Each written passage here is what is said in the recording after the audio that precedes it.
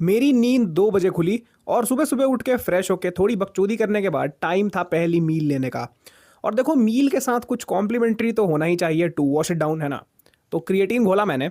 और हाँ, जानता हूँ वीडियो क्वालिटी की गांड मर रखी है, बट तुम क्या ही एक्सपेक्ट कर रहे हो यार, 6 साल पुराने रेडमी नोट 8 प्रो से। और भाई, ये एक हाथ से फ़ोन पकड़ के काम ये कैसे कर लेते हैं यार ये व्लॉगर सारे। This is some work. बहुत दिक्कत हुई यार मुझे, ये देखो घोल भी नहीं पा रहा मैं क्रिएटिन एक हाथ से। This is tough.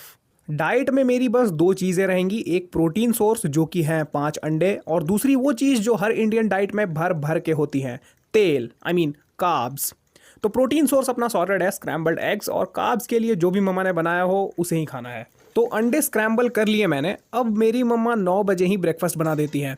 और क्योंकि मैं सुबह 2 बजे उठा था, तो ब्रेकफास्ट में ये जो आलू की सब्ज़ी या भुजिया कुछ तो था, ये जम गया था। Winter moment. तो इसे गर्म करना था, और क्योंकि मैं आलसी हूँ, कौन दूसरा बर्तन चढ़ाए, गैस ऑन करे, टू मच वर्क। तो आई थॉट सब अंडे में ही डाल के स्टर फ्राई कर दिया जाए, क्योंकि लास्ट में मुझे ही खाना है। तो presentation does not matter at all. और भाई फिर से 100 स्ट्रगल्स। ये निकल के नहीं दे रहा यार, ये रेज बेट है भैंचो।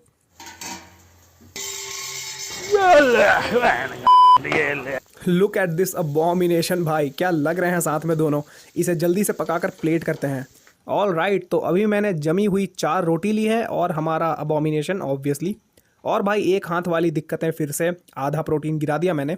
बट एनीवेज, प्लेट लग चुकी है और लगता है मैंने पूरी कढ़ाई उड़ेल के गलती कर दी भाई। This looks way too much. कैसे ख़त्म होगा यार ये। खैर, अब चलते हैं डाइनिंग टेबल पर, जिस पे मैं सोता भी हूँ, यानी कि मेरा बेड। तो यहाँ हमारे पास है 5 अंडे, आलू की सब्ज़ी या भुजिया जो भी था वो, 4 रोटियाँ और क्रिएटिन। तो इस मील की मैक्रोज और कैलोरीज होंगी, मुझे नहीं पता। देखो, when you're broke just track protein, और कुछ नहीं। ट्रैक योर प्रोटीन और जंक नहीं खाओ। It is said you can not outwork a bad diet, हाँ, but when you're broke you have to do the impossible. और भाई मैंने सच में बहुत आलू डाल दिया था, 10 रोटियाँ खानी पड़ी मुझे, जैसे तैसे ख़त्म किया मैंने मील। ऑल राइट, तो we are in the gym और कैमरा क्वालिटी बढ़ चुकी है। तो आज है पुश डे, और वार्म अप करने के बाद पहली एक्सरसाइज थी इंक्लाइन बेंच। यहाँ मैंने 2 सेट्स किए, और ये दूसरे सेट की क्लिप है जहाँ स्लो एंड कंट्रोल्ड मूवमेंट करने की कोशिश कर रहा हूँ मैं। और इसके 4 रेप निकले 60 kg से। और मुझे लगा वॉल्यूम थोड़ी सी कम है, तो मैंने सोचा कि इसके बाद इंक्लाइन डंबल प्रेस के भी 2 सेट्स कर लूँगा, थोड़े रेप्स निकालने के लिए, अपर चेस्ट अच्छे से वर्क हो जाएगी। तो इमीडिएटली नहीं करना इंक्लाइन डंबल प्रेस, थोड़ा रेस्ट देता हूं मैं मसल को और कुछ और करते हैं। तो अगली एक्सरसाइज ट्राइसेप पुश डाउन्स, और यहाँ भी स्लो एंड कंट्रोल्ड करनी है मूवमेंट। ट्राइसेप्स स्क्वीज करना है नीचे पुश करते टाइम, और बॉडी मूव नहीं करनी। तो इसके मैंने 4 सेट्स किए हैं, और आज ट्राइसेप्स कुछ ज़्यादा ही अच्छे से स्क्वीज कर पा रहा था मैं फॉर सम रीज़न। तो मैं फेलियर तक ट्रेन करता हूँ, क्योंकि मुझे इंटेंसिटी ज़्यादा रखना पसंद है। वॉल्यूम मैं कम भी नहीं बोलूँगा, डिसेंट सी रखता हूँ, और 8 to 12 की रेप रेंज में ट्रेन करता हूँ। ओके, वापस से अपर चेस्ट कुक करने के लिए 25-25 केजी के डंबल्स उठा लिए गए हैं। नॉर्मली मैं 30 केजी के डंबल से ये एक्सरसाइज करता हूँ, पर आज 30 केजी उठ ही नहीं रहे थे यार, क्योंकि मैंने इंक्लाइन बेंच के 2 सेट्स कर लिए थे फेलियर तक, वो भी अपने पीआर पर। तो इंक्लाइन डंबल प्रेस का ये दूसरा सेट है, और इसमें तो काफ़ी बेकार फॉर्म है, क्योंकि मैं वेट को कर्व करके नहीं बल्कि एक स्ट्रेट पाथ में नीचे ला रहा हूँ। अपर चेस्ट काम ही नहीं कर रही थी भाई, और शोल्डर्स भी गिव आउट कर रहे थे, क्योंकि फ्रंट डेल्ट्स बहुत ओवरवर्क हो गए थे। इसके बाद तो भाई मैंने ईगो लिफ्टिंग ही शुरू कर दी, कि बस वेट को ऊपर पुश करना है। ना मैं डेप्थ ले रहा था, ना चेस्ट को स्ट्रेच होने दे रहा था। At this point it was just कि साले ऊपर कैसे नहीं जाएगा तू, और मैंने जैसे तैसे करके सेट खत्म किया। तो क्योंकि मैं इंटेंसिटी ज़्यादा रखता हूँ, तो मैं हर मसल के लिए 2 से 3 एक्सरसाइजेस करता हूँ बस। और ये ट्राइसेप्स की मेरी दूसरी और आखिरी मूवमेंट है, overhead extensions, which I kneel down and perform, क्योंकि खड़े रह के करने पर मैं मोमेंटम यूज़ करने लगता हूँ, और फिर भाई ईगो लिफ्टिंग वाले सीन हो जाते हैं, जिससे मसल पे सही टेंशन नहीं आता। तो ये मेरा तीसरा सेट है, जहाँ थोड़ा सा फॉर्म गलत हो रहा है, क्योंकि मैं बार को डेप्थ पर नहीं ले जा रहा, जिससे मेरी ट्राइसेप की लॉन्ग हेड और अच्छे से स्ट्रेच होती। पर इसका रीज़न है, मैंने ट्राइसेप पुश डाउन्स कुछ ज़्यादा ही जोश में कर दिया था। 4 सेट्स, जिसमें से 3 फेलियर तक ले गया, और ट्राइसेप्स बहुत जल रहे थे यार, क्या करूँ मैं। बट इसके पहले के 2 सेट्स अच्छी डेप्थ और टेक्निक से परफॉर्म करा था मैंने, तो मैंने इसी सेट के बाद एक्सरसाइज एंड कर दी। तो उसके बाद मैं वापस आया चेस्ट पर पेग डेक्स करने, मेरी फेवरेट मशीन है ये बाय द वे। और जो स्ट्रेच मैं इंक्लाइन डंबल प्रेस पर नहीं कर पा रहा था चेस्ट को, उसकी कसर यहाँ पूरी करूँगा। तो इसके भी 4 सेट्स मारे मैंने और ये चौथे सेट की क्लिप है। इस एक्सरसाइज पर मैं ऑल आउट जा सकता हूँ क्योंकि भाई मशीन है, दुनिया भर की स्टेबिलिटी है, थोड़ा तो लिमिट पुश कर लूँ। और हर सेट में 8 to 10 रेप्स निकाल रहा था मैं, लेकिन ये आखिरी सेट पर मैंने चटक बन के वेट बढ़ा दिया और उसके चक्कर में रेप्स कम हो गए इस सेट के, और 5th रेप के बाद ही फेलियर हिट हो गया।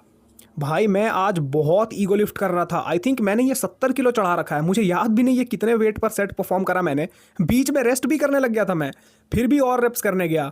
बहुत ईगो लिफ्ट होता है यार चेस्ट डे पर।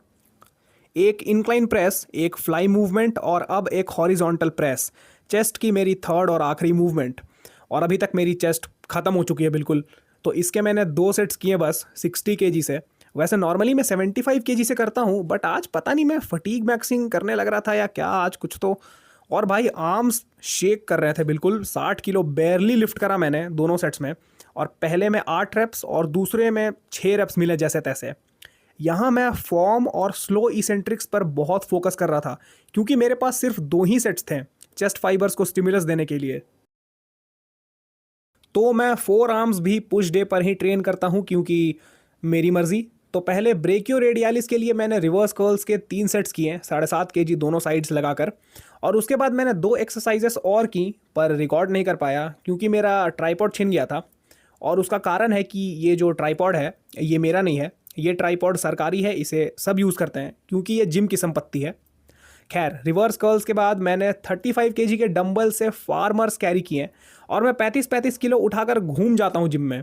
3 चक्कर मारता हूँ पूरे जिम का, बहुत सही बर्न आता है 4 आर्म्स पर। और क्योंकि फार्मर्स कैरी मेरे 4 आर्म्स को अच्छा पंप कर देती है, उसके बाद मैं ऊवू रिस्ट कर्ल्स मारता हूँ केबल क्रॉसओवर्स पर। अब 8 बजने वाले थे और अब मैं घर जाकर कोल्ड शावर लूँगा और मील ऑब्वियसली। तो देखो भाई मेरी दूसरी और दिन की लास्ट मील ये स्लॉप है। 150 ग्राम्स ऑफ सोया चंक्स, चावल और आलू का एक और अबॉमिनेशन। और ब्रोक एज फक होने के यही कॉन्स होते हैं, तुम्हें आलतू फालतू वीगन प्रोटीन खाकर काम चलाना पड़ता है। और ट्राइपॉड छीनने के कारण मैं फिजिक कंडीशन भी रिकॉर्ड नहीं कर पाया, बट कोई बात नहीं। शार लेने से पहले ये रही मेरे स्टोर रूम की क्लिप जहां मैंने पूरा टिकटॉकरों वाला सेटअप कर रखा है। और this is the condition after today's push day. Okay, तो फिर मिलते हैं।